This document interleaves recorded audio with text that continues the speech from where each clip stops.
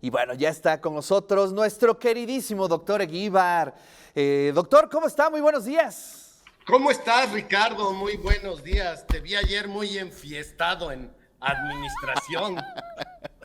Nos invitaron a la pachanga, 65 años de la Sí, Facultad de caray. Administración. Maravilloso. Una de las facultades más grandes de la institución. Felicidades a toda la comunidad de esta Cerca de facultad. 11,000 alumnos, imagínese, doc. Muchas universidades, ese es su universo. Así es, doc. ¿Cómo está? ¿Cómo amaneció el día de hoy? Amanecí muy contento de estar aquí contigo, de este día que salió el sol. Entonces, muy contento, Ricardo. Maravilloso, doc. Pues cuéntenos el cáncer ahora de garganta, doc. De toda la boca. Fíjate que ha habido una tendencia este siglo a que ese cáncer que era muy raro, estaba por allá del lugar más que 25, a ser uno de los 10 más frecuentes. Entonces, pues, ¿cuál es la causa? No lo sabemos, pero sí hay factores de riesgo muy bien establecidos. El primero y más importante es los virus del papiloma. Y en cuanto uno habla de virus de papiloma, seguramente todos recuerdan el cáncer cervicouterino. Y yo creo que el fenómeno de crecimiento se ha debido a que en algunos países, por ejemplo Australia, después de la vacunación masiva a niños y niñas en primaria, ha decrecido hasta 90% la incidencia del cáncer cervicuterino. Para aquellos que son antivacunas, pues ahí están las evidencias del valor de una vacunación masiva. Insisto, en Australia la vacunación es a niños y niñas cuando terminan la primaria. Claro. Entonces, pues eso abatió brutalmente y, digamos, reforzó lo que ya se pensaba, que era el virus del papiloma humano la causa más frecuente para producir cáncer cervicuterino. Eh, entonces, es eso. Y entonces, fíjate, Ricardo, los virus del papiloma que están asociados a los cánceres de la boca, la garganta, las anginas, etcétera, toda lo que conforma la boca, son las subvariedades 16 y 18, que son diferentes a la del cáncer cervicouterino. De tal manera que ya se elaboraron vacunas sextuples. Entonces tienen los 4 del cervicouterino más estos 2. Y ya se está empezando a aplicar esa vacuna. ¿Por qué? Pues porque se ha visto que, por ejemplo, aquellos que tienen 6 o más parejas sexuales tienen 8.5 veces más probabilidad de desarrollar cáncer de la orofaringe. Me estoy refiriendo ahora no a relaciones sexuales, llamémoslas normales, ¿no? Interacción pene-vagina, sino ahora sería usando la orofaringe, independientemente del sexo. Y desde luego la otra cosa que está en el ambiente es que ya sabíamos que el tabaco, el hábito de fumar tabaco con cigarrillos, era un factor causal del cáncer de boca. Pero ahora el número de gente que vapea va creciendo y está desplazando a los cigarrillos. Son más caros, traen propaganda, si no han visto, vayan la próxima vez y volteen una caja de cigarros y pues ahí ponen que se muere uno y en fin, unos pulmones en condiciones ya muy deplorables debido al tabaquismo. En el caso del tabaco, uno pensaría que es la nicotina, ¿verdad? Si yo te dijera, deja de fumar, pues lo primero que uno piensa es en el producto principal como causante, que sería la nicotina. Sin embargo, cuando se fuma, cuando se quema la punta del cigarro, se producen 70 sustancias tóxicas. entre ellas metales pesados, dióxido de carbono, monóxido de carbono, óxidos de nitrógeno, desde luego la nicotina, etcétera, etcétera. Entonces, la verdad es que no sabemos. Lo que sí sabemos es que aquellos que fuman una cajetilla, o sea, 20 cigarrillos o más, pues tienen más riesgo de padecer este cáncer. Sin embargo, en los vapeadores, pues todavía no tenemos la evidencia empírica, tenemos que hacer los estudios porque es más reciente el uso de vapeadores. Entonces, ese sería un segundo factor. Y el tercer factor es el alcohol. Hay una tendencia global a beber destilados, se llaman, es decir, no los fermentados, cerveza, vino, pulque, tepache, no, los que se destilan, vodka, ron, brandy, whisky, etcétera. Y hay una tendencia a beberlos derechos, ¿no? O sea, nadie se toma un tequila, algunos lo combinan con algo, pero lo normal es que te lo pongan en un caballito y te lo tomes. O el mezcal, que ahora está de moda, ¿verdad? Lo puedes combinar, pero mucha gente prefiere el mezcal directo y lo mismo con las otras bebidas. Eso hace que el alcohol entre en contacto directamente con la boca y pues produzca efectos que hace el alcohol. El alcohol es el deshidratante mejor que tenemos. De hecho, nosotros lo usamos en el laboratorio para secar tejidos y es muy eficaz y muy eficiente para hacerlo. Entonces, eso te seca la boca y pues daña tomarse un tequila de vez en cuando, no, pero quien se toma N tequilas todos los días del año, pues puede ser el otro factor. Y también, aparte del alcohol, pues hay que decir que el aroma y el sabor y la barrica y todo, pues también entran químicos expertos que les agregan otros compuestos, entre ellos aldehídos y acetonas o cetonas, que tienen un efecto también sobre los tejidos.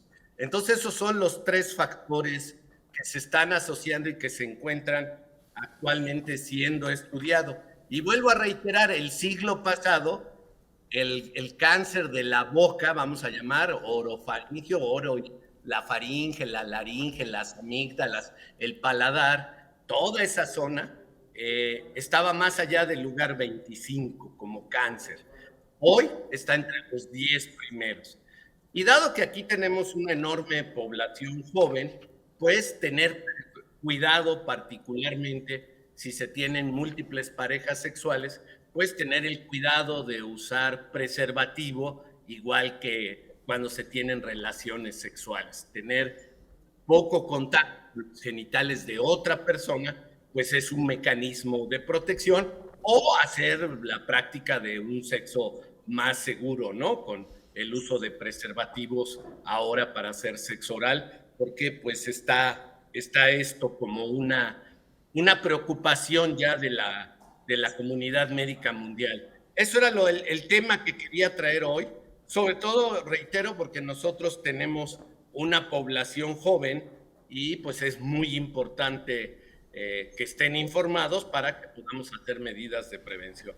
Desde luego, lo ideal sería vacunarse contra el virus de papiloma humano en cuanto, bueno, si hay las vacunas o si se consiguen de manera inmediata, ¿no? Son 2 dosis con un intervalo de un par de meses para tener protección. Doc, yo tengo un par de preguntas precisamente que me surgieron a través de su exposición. En México, ¿cómo está el tema de la vacunación? Yo he visto campañas, pero de manera privada se pueden conseguir de alguna forma. ¿Cómo estamos en esa situación? Y la otra es muy interesante lo que comenta, ¿no? Es decir, lo que platicaba sobre el caso de específicamente dos tipos, ¿no?, de papiloma, porque hay una gran diversidad, ¿no? Y eso es a lo mejor lo que la gente a veces no entiende, que piensa que es un solo virus. Y no, son distintos virus que, digamos, algunas de las vacunas protegen para ciertos tipos, pero no para todos, ¿no? Porque se empezó a dar un fenómeno hace algunos años, ahí están las investigaciones, que después de la aplicación de las vacunas, en lugar de que inhibiera, no sé, algún tipo de enfermedades, digamos, de transmisión sexual, al contrario se elevaron porque muchas chicas, chicos, pensaron que ya estaban protegidas para ese tipo de virus. Pero no, hay otro tipo y esos no los protegen digamos, algunas especies de vacunas. Es muy interesante, ¿no? Qué bueno que me haces esa pregunta, es extraordinaria. A ver, vamos a decir, los virus del papiloma humano están con el humano desde que el humano es humano, desde que estábamos en el África y nos desperdigamos por el mundo. ¿Cuántas especies hay? Cientos de virus de papiloma. Wow. Entonces, para que se acuerden, si de niños tuvieron un mezquino, ese era virus de papiloma. Yo me acuerdo haberlo tendido en el dedo pulgar. ¿Cómo lo adquirí? Pues al saludar de mano, al ir a un baño público, pues están los virus ahí. Y ya vimos como el coronavirus, que ellos ganan, ellos se adaptan más rápidamente. Entonces, si alguien tuvo un mezquino, ese era papiloma. Si a alguien le han visto excrescencias en el cuello o en otras partes del cuerpo, esos son virus del papiloma humano. Entonces, ¿cuáles de esos tienen efectos? No lo sabemos. Lo que se pudo saber con el cáncer cervicuterino, cuando se empezaron a hacer análisis de biología molecular, es que había una asociación muy alta entre ciertos tipos del papiloma humano y cáncer cervicuterino. Quizás el más famoso, y alguien lo puede haber medio visto, tú seguramente, son las famosas células HeLa, H-E-L-A. Se llaman HeLa porque las aislaron en el hospital Johns Hopkins en Maryland, en Baltimore, Maryland, un ginecólogo al tomar una muestra de una paciente afrodescendiente que tenía cáncer cervicuterino y murió de eso. Entonces, normalmente se toman las muestras como cuando se hacen el Papá Nicolau, pero las cultivaron.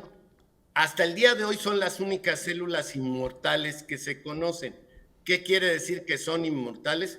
Que tú las pones en un lugar para cultivar células y se reproducen y se reproducen y se reproducen y se reproducen hasta la eternidad. Eso no sucede con ninguna otra célula. Se reproducen también porque ya tenemos esa tecnología, pero después de 20, de 30, de 40 veces se mueren, desaparecen. Estas no. Es más, tú las puedes ponerlas en un medio de cultivo, ponerlas en una bolsita y mandarlas por un servicio cualesquiera. Llegan, las mandas de México y llegan a la India, las sacan de la bolsita, las cultivan y vuelven a crecer y a crecer y a crecer. Es increíble. Bueno, lo que hace eso es un virus del papiloma humano que pone el semáforo en verde para que la célula se reproduzca. Normalmente hay mecanismos para apagarlo, para que se ponga en rojo. Bueno, estas nunca las puedes apagar, siempre está en verde. Por eso son inmortales. Fíjense nada más el poder, ¿eh? Entonces, este es uno de los virus que están en esa vacuna que tú me comentabas, la cuádruple. Hay triple y cuádruple, hay que administrar la cuádruple y se recomienda en primaria porque es la era en la cual se tiene la pubertad y cualquiera que pase la pubertad teóricamente puede tener relaciones sexuales y transmitirse el virus del papiloma como otros virus que se transmiten sexualmente o bacterias u hongos o parásitos. Todo eso se transmite y se llaman enfermedades de transmisión sexual. Si quieres podríamos hablar de eso la próxima vez. Entonces, regresando a esto, si tú en Australia le administraste a niños y niñas masivamente, pues abatió el cáncer cervicuterino, pero no los cánceres no los papilomavirus, perdón, de la boca. Claro. Ahora se encuentra que el subtipo 16 y 18 es el que está asociado con el cáncer de la orofaringe y no los que se tenían, por ejemplo, el 12, el 14, el 21 en el cáncer cervicouterino. Entonces, pues ahora por eso en esos países ya se está poniendo la vacuna sextuple. ¿Cuál es la situación en México? Había vacunación por parte del sector salud, Entiendo que ya no se está aplicando, pero es correcto lo que tú dices. En el medio privado, si uno va con sus hijos a los 12, 13, 14 años, se tiene la vacuna disponible. La cuádruple, la del cáncer cervicuterino. Sería ideal que ahora se Claro. consiguiera sextuple y se agregara esto, porque seguramente también se abatiría de manera muy importante el cáncer cervicuterino.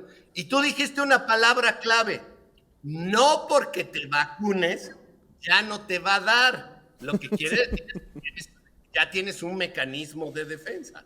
Pero si tú te expones, aquí dije, ¿no? Claramente, te aumenta el riesgo de tener cáncer 8 veces y media a partir de 6 o más parejas que tengas sexo oral con ella. Entonces, pues es una vacuna y te defiende. Es como si tienes vacuna de coronavirus, te va a defender. Pero si vas a un lugar donde hay 20 enfermos, está encerrado el cuarto, y estás 2 horas ahí, lo más seguro es que te enfermes de coronavirus. Por eso es Claro. que hay que ventilar los espacios, evitar las aglomeraciones, y si vas a un lugar cerrado, ponerte el cubrebocas. Es una cuestión de cuántos virus hay en el ambiente. Pues aquí es igual. Si te pones 1 o 2 veces, la vacuna es altamente efectiva. Si tienes 3 o 4 parejas, pues ya es buena. Pero si tienes 8 más, pues te aumenta el riesgo 8.5 veces. Entonces hay que cuidarse, hay que tener las medidas de precaución adecuadas, como se hace cuando se tienen interacciones sexuales de otra índole, es decir, usar el condón, ¿no? Claro. Para evitar la transmisión del virus. Bueno, doctor, pues le agradecemos como siempre su columna, le agradecemos también su tiempo todos los martes aquí en el De Eso Se Trata y le mandamos un gran abrazo. Por aquí nos vemos el siguiente martes, Doc. Órale, pues, claro que sí, Ricardo, y espero que siga siendo de utilidad. Muy buen día. De mucha utilidad. Muchas gracias, querido doctor Eguíbar.